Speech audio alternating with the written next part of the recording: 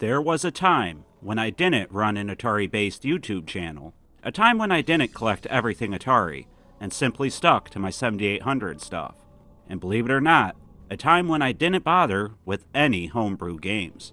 It was during this time that I learned about Halo 2600, and I couldn't help but to think that it was so cool. Not only was it one of my favorite first-person shooters, now available on the 2600, not only was it programmed by Ed Fries, who was vice president of Xbox during the OG Xbox era, which happens to be one of my favorite consoles, but it also introduced me to the idea of homebrew being something more than just simple hacks of existing games. Halo 2600 introduced myself, and probably many others, to the idea of new 2600 games in the modern age.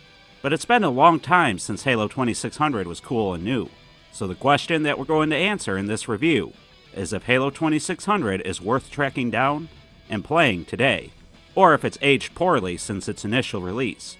So without further delay, let's get into it.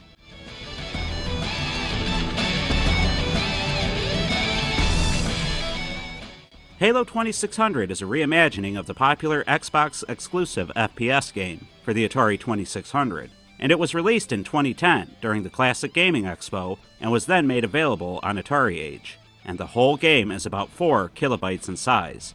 Pretty impressive stuff, but unfortunately, you can no longer obtain a copy from atariage, as it was removed during the last chance sale of 2023. But enough talk, let's have at the game.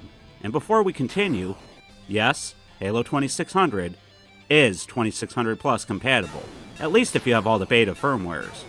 Anyway, when booting up the game, you're greeted with a nice recreation of the titular Halo in open space. It looks pretty cool for Atari, and the music that briefly plays also feels very much appropriate for Halo. Upon starting the game, you take control of Master Chief, and he really doesn't look bad. He's very recognizable, and it's cool seeing what a 2600 version of him would have looked like in the 80s and 70s. Anyway, starting up has you on a screen with trees, and you must travel up to acquire your pistol. You'll need it, as almost every other screen has the series signature grunts, elites, brutes, and even the massive hunters. Once again, much like Master Chief, it's cool to see all these characters in 2600 form, and it's cool that they're recognizable. Heck, Ed even did a pretty good job in making some of the more iconic environments identifiable. You have the outdoor areas, the inside of the Halo facility, the ice areas, and a treacherous ending corridor. He did a lot with very little, and it helps that I know what I'm looking for. Others might not be so impressed with the graphics, but I think most people will find them pretty decent. And just like the environments, the gameplay is pretty simple too, in theory. You simply move Master Chief with the joystick and fire with the button. It really doesn't get any easier than this. But the enemies keep you on your toes, and the challenge ramps up nicely. The first grunts and elites fire slow shots just like you do. But eventually you'll encounter enemies that shoot faster, and large groups of elites that fire synchronized trios of shots. You'll also have to deal with environmental challenges, such as sliding around icy floors and avoiding bullets from turrets around different rooms. It gets pretty hard, and you need to be ready for a challenge. It really feels like the best parts of games like Adventure and Berserk, but it's still its own thing, and feels appropriate to the Halo franchise. Luckily for you, Master Chief can pick up a nice variety of items. His regenerating shield is gone, but you can pick up shield icons that let you survive one hit instead of immediately dying. You can find these around the world and after killing enemies, and you'll want to snag them. But you'll also need keys to progress, and beyond the initial pistol, you can locate what I believe to be a machine gun. On top of that, you also get a new pair of boots that greatly increases your movement speed and allows you to dodge enemy bullets easier. Everything controls well and feels challenging, but fair. But I was really happy to see what appears to be the Prophet at the end of the game. He fires a shot that breaks apart and can be very hard to deal with initially.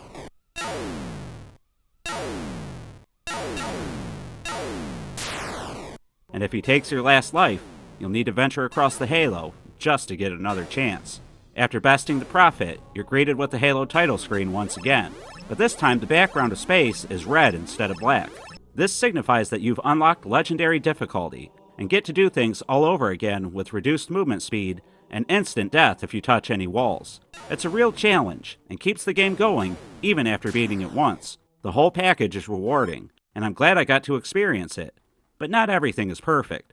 For instance, there's no score at all in the game. but while most people won't mind, I feel that it would have added yet another layer of replayability. It would also give people bragging rights, and a way to play it in a high score challenge and stuff like that. I also encountered a few glitches, and I'm not sure if these are common or not. One time I got stuck on an elite and couldn't free myself. I also seemed to be invincible while I was stuck on him. It was strange, but funny for a few seconds. I also had one enemy disappear on me, but was still able to shoot and take away my shield. Once again, it was strange and only happened the one time. Beyond that, my only other complaint is the audio.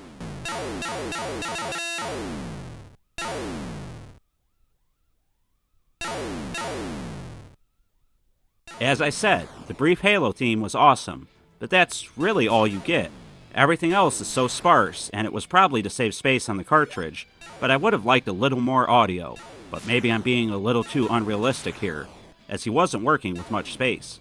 But with all that, there really isn't much else to say about Halo 2600, so I think it's time we take the game into the Covenant ship, known as the pros and cons section, to see if Halo 2600 is recommended or not. And as always, we'll start with the pros. The game is done incredibly well and feels very much like a part of the Halo series. Master Chief and the enemy sprites look great and can be easily identifiable by hardcore fans. Even the environments, although sparse, are clearly from the original games. The game plays well and presents a fair challenge. The inclusion of a legendary difficulty after completing the game was a fantastic idea and a great way to extend the experience. I was also glad to see a nice variety of items and power-ups. Halo 2600 is fan service, but the best kind of fan service. But it's not perfect, and I want to air out my complaints. First, the sound starts out awesome, but then becomes completely sparse. There is no score of any type, and I feel that this could have extended the replayability of the game. It seems odd that a 2600 game wouldn't have some sort of scoring feature. And finally, the game had a few glitches that came out of nowhere. I got stuck on an elite and had to reset once, and I had an enemy in particular disappear when he shouldn't have. But with all that said, myself and the other prophets agree that Halo 2600 has earned 4 CX40 joysticks out of 5. The game plays great and has a timeless feel, not so different from games like Berserk and Adventure. My complaints are really minor ones at the end of the day, and I hope everybody who was interested in a cartridge grabbed one when they could. There is one person who is putting out reproductions on the internet, but he seems to do it at random. Otherwise, you can download the ROM for free with a simple Google search. But enough of what I think, it's time to hear from all of you. Have you tried Halo 2600? What do you think of it? Do you agree with the score? Or have I taken a few too many plasma shots to the head? Let me know the answers to all this and more in the comments down below. And please, continue discussing the game and anything else Atari related in our Discord server. It's free to join, and we have a link in the description down below. I hope to see you there. And please, leave a like and subscribe if you haven't. We put out 2 videos a week, so hit the bell icon to be notified whenever I upload. I would also like to take this opportunity to thank the following classy Atarians for supporting me on Patreon and YouTube memberships. You can too, and you'll get extra content and shoutouts at the end of every video by clicking the join button or going to patreon.com/7800progamer. So thank you to HugeAss79, Jeremiah Thomas, Mr. Shua TV, Ben's the Spook, Socrates63, Ball Gobbler, Jolt7800, OG Hugo, Head Trauma Bob, and my own Celestial. You guys rock. And with all that, it's time we wrap up another review. I've been the 7800 Pro Gamer, a Covenant brute with one of the bladed grenade launcher things here at the Atari Network, and I'd like to thank you all for watching. And remember to stay classy, Atarians.